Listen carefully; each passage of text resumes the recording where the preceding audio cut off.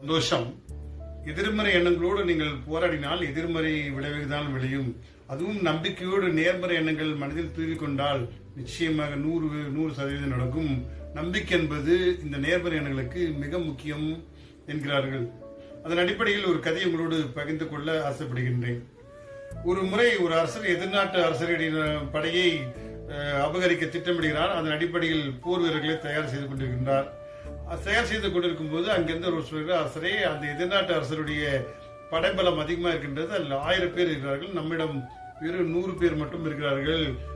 தயவு செய்து யோசித்து செய்ய வேண்டும். தயவு செய்து நாம் அவர்களுக்கு அடிப்பணிந்து விடலாம். போரிட்டு மாண்பதை விட அடிப்பணிந்து விட்டு விடலாம் என்று சொன்னாராம்.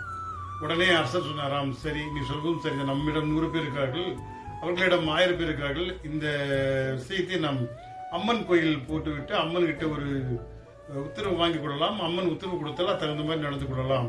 ஒரு நாணயத்தை எடுத்துக்கொள்வோம், அதில் தலை வந்தால் நம் போருக்கு செல்லலாம், பூ வந்தால் நம்ம திரும்பி சென்று விடலாம் என்று சொன்னாராம். இதற்கு அந்த 100 படை வீரர்களும் ஒப்புக்கொண்டார்கள். அது அடிப்படையில் அந்த அம்மன் கோயிலுக்கு செல்கிறார்கள். நாணயத்தை சுண்டுகிறார், தலை வருகிறது. எல்லோரும் தைரியத்தோடு புறப்படுகிறார்கள். புறப்பட்டு வெற்றியும் கண்டுவிடுகிறார்கள். திரும்பி வந்தவுடன் ராஜா அனைவரையும் அந்த 100 பேரையும் அமர வைத்து அந்த நாணயத்தை காமிச்சாராம். அந்த நாணயத்தை காண்பிக்கும் போது 2 பக்கமும் தலை இருந்தது. ராஜாவுக்கு, சிப்பாய்களுக்கு ரொம்ப அதிசயம். என்ன ராஜாவேன்னு கேட்டாராம், உங்களுடைய அந்த நம்பிக்கை வருவதற்காகவே நான் இதை செய்தேன். நம்பிக்கையோடு செயல் செய்தால் வெற்றி நமது. அது எவ்வளவு பெரிய படைபலம் இருந்தாலும் சரி, ஆட்கள் பலம் இருந்தாலும் சரி, நேர்மறை எண்ணங்களோடு நம்பிக்கையோடு செயல் செய்தால் வெற்றி சாத்தியமே என்று சொன்னாராம்.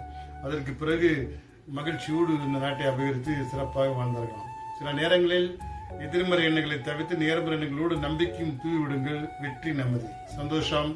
வாழ்க வளம்.